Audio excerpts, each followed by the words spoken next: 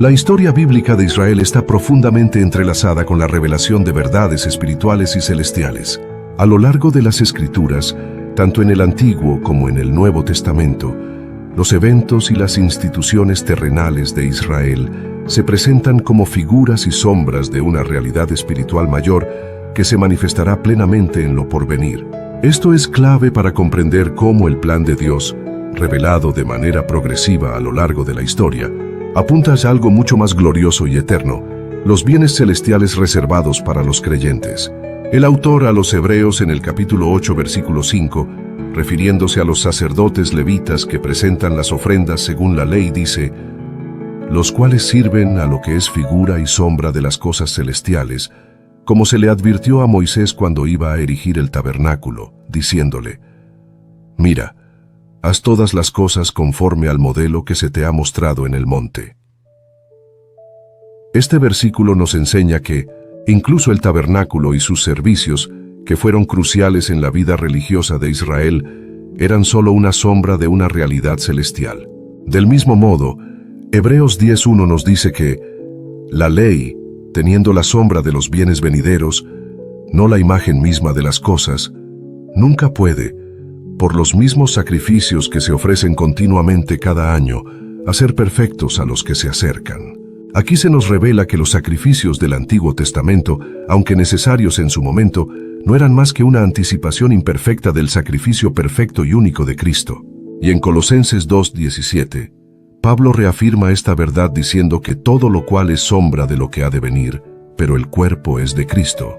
Cristo es la realidad definitiva, el cumplimiento de las promesas y las figuras reveladas a lo largo de la historia de Israel. Esto nos lleva a una interrogante esencial. ¿Qué bienes celestiales nos reserva el Señor en lo porvenir? Las Escrituras son claras al afirmar que los creyentes no solo tienen una esperanza viva aquí en la tierra, sino que Dios ha preparado para ellos una herencia incorruptible en los cielos. Veamos qué nos enseña la Biblia acerca de esta herencia celestial que Dios ha reservado para sus hijos. En la primera carta de Pedro, capítulo 1, versículos 3 al 5, se nos da una respuesta directa a lo que nos espera en lo porvenir. Bendito el Dios y Padre de nuestro Señor Jesucristo, que según su grande misericordia, nos hizo renacer para una esperanza viva, por la resurrección de Jesucristo de los muertos, para una herencia incorruptible, incontaminada e inmarcesible, reservada en los cielos para vosotros, que sois guardados por el poder de Dios mediante la fe, para alcanzar la salvación que está preparada para ser manifestada en el tiempo postrero. Esta herencia celestial es descrita con 3 características clave: incorruptible, incontaminada e inmarcesible.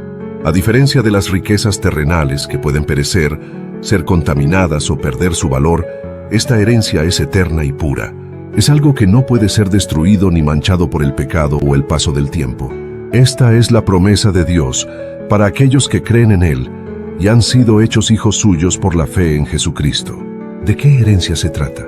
La respuesta a esta pregunta la encontramos en las palabras de Jesús en el Evangelio de Juan, capítulo 14, versículos 1 al 3, donde Jesús consuela a sus discípulos diciendo: no se turbe vuestro corazón, creéis en Dios, creed también en mí. En la casa de mi Padre muchas moradas hay, si así no fuera, yo os lo hubiera dicho.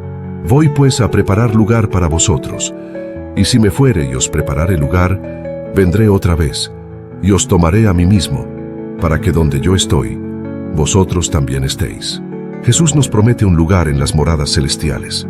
Él ha ido a preparar ese lugar para nosotros, y su promesa es que en el futuro volverá para llevarnos consigo, para que estemos donde Él está.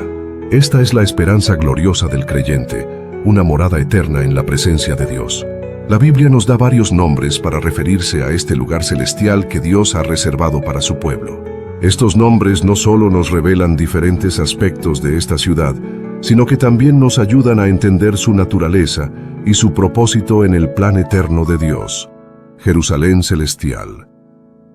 En Hebreos 12:22 se nos dice: os habéis acercado al monte de Sión, a la ciudad del Dios vivo, Jerusalén la celestial. Esta es la contraparte celestial de la ciudad terrenal de Jerusalén, que fue el centro de la adoración y el gobierno en Israel. Ciudad de Dios. También en Hebreos 12:22 y en Apocalipsis 3:12 encontramos este nombre. La ciudad de Dios es donde reside su presencia, donde su gobierno es perfecto y eterno. La Santa Ciudad. En Apocalipsis 21:2 se nos presenta a esta ciudad como la Santa Ciudad, descendiendo del cielo, de Dios, dispuesta como una esposa ataviada para su marido. Esto nos muestra su pureza y su consagración, la Nueva Jerusalén. Este nombre aparece en Apocalipsis 21:2, describiendo la ciudad que desciende del cielo como parte del cumplimiento final del plan de Dios para redimir a su pueblo y restaurar la creación. El tabernáculo de Dios. En Apocalipsis 21:3 se nos dice que en esta ciudad Dios morará con su pueblo. He aquí el tabernáculo de Dios con los hombres, y Él morará con ellos. Y ellos serán su pueblo, y Dios mismo estará con ellos como su Dios. Este nombre subraya la relación íntima y eterna que los creyentes tendrán con Dios. La desposada, la esposa del Cordero. En Apocalipsis 21:9, la ciudad es presentada como la esposa del Cordero, mostrando su relación especial con Cristo, la gran ciudad santa de Jerusalén. Apocalipsis 21:10 nos muestra la magnitud y la santidad de esta ciudad celestial, la gran culminación de las promesas de Dios para su pueblo. Una pregunta interesante que podemos hacernos es la siguiente: ¿por qué la ciudad celestial lleva el nombre de Jerusalén? La respuesta a esta pregunta la encontramos en Deuteronomio 12:5. El lugar que Jehová vuestro Dios escogiere de entre todas vuestras tribus, para poner allí su nombre para su habitación, ese buscaréis y allá iréis. Desde el Antiguo Testamento, Dios eligió a Jerusalén como el lugar donde habitaría su nombre, como la ciudad que sería el centro de la adoración y de la relación de su pueblo con Él. En el primer libro de Reyes 11:32 y 36, también vemos esta elección divina sobre Jerusalén. Jerusalén, ciudad que yo he elegido para poner en ella mi nombre.